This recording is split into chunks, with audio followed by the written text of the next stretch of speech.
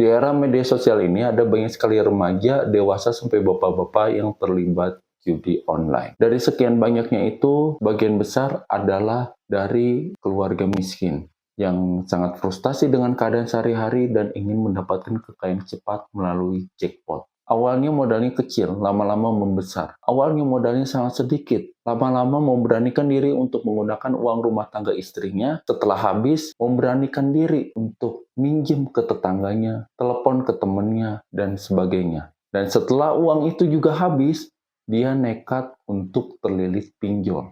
Nah, masalahnya dengan uang sebanyak itu, udah minta ke berbagai pihak, apakah hasilnya ada? Hasilnya tetap nihil. Karena ambisi seperti itu, semakin dikejar, semakin menjauh. Lalu apa yang dilakukan oleh suaminya? Suaminya kabur. Bagaimana nasib istri dan anaknya? Istrinya bingung. Besok mau makan apa? Dapur udah nggak bisa ngebul. Anaknya juga bingung. Uang jajan untuk sekolah gimana? Bayar SPP gimana? Hingga akhirnya tetangganya mendatangi rumah tersebut, mencari suaminya. Istrinya ngejelasin kalau uang pinjaman itu dipakai oleh suaminya untuk judi online. Tapi apa yang dilakukan oleh tetangganya? Tetangganya malah menuduh istrinya juga terlibat dan mencicipi uang tersebut. Istrinya makin bingung. Keadaan finansial udah sekacau gini, dia juga dituduh hal-hal yang tidak dia lakukan. Hingga akhirnya besoknya dia memutuskan dia dan anaknya pergi meninggalkan rumah tersebut. Alasannya sederhana. Pertama, dia nggak mau dituduh macem-macem. Kedua, ngelihat kapal udah karam. Ketiga, dia juga nggak mau kalau sewaktu-waktu suaminya datang, dia disuruh kerja untuk bareng-bareng membayar utang ke tetangga dan teman-teman dari suaminya. Kenapa nggak mau? Ya karena itu ada kesalahan suaminya, kecerobohan sendiri.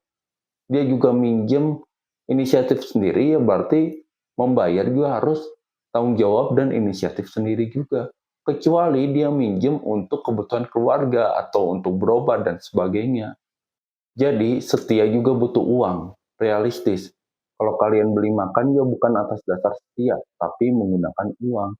Dan beda konteksnya dengan di PHK.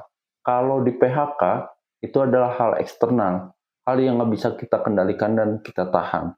Tapi ini karena berjudi berarti atas inisiatif sendiri, keegoisan sendiri, dan kebodohan sendiri. Artinya ini adalah hal internal, hal-hal yang harusnya bisa dikendalikan secara pikiran. Beberapa hari kemudian, suaminya coba untuk datang ke rumahnya.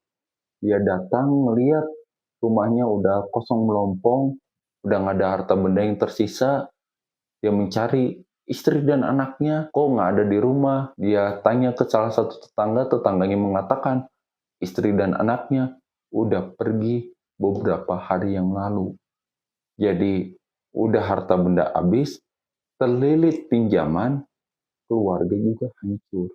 Dan ini gak cuma dirasakan oleh 1-2 orang aja, tapi banyak orang dan bahkan ada yang sampai nekat mengakhiri hidup karena ngerasa pinjamannya sebegitu besar, gak memungkinkan untuk saya bayar. Dan kalau saya melanjutkan hidup 1-2 hari lagi, pasti saya ditagih-tagih, ditelepon, dicari-cari. Kalau saya gali lubang tutup lubang, itu bukan solusi. Jadi saya hopeless, akhirnya saya nekat untuk mengakhiri hidup. Jadi judi itu, kalau kalian udah miskin dan berharap bisa mendapatkan kekayaan yang cepat, itu salah.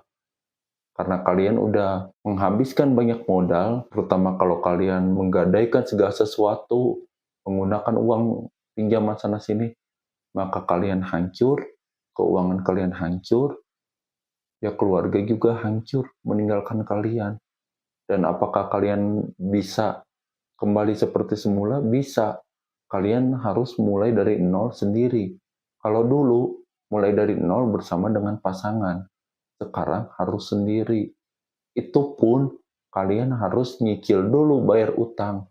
Baru kalian bisa membangun diri sendiri lagi dari nol. Jadi sangat sulit dan menderita. Jangan sesekali terlibat dalam judi, terutama sampai mengorbankan apapun demi hasil yang semu, fana, dan sia-sia.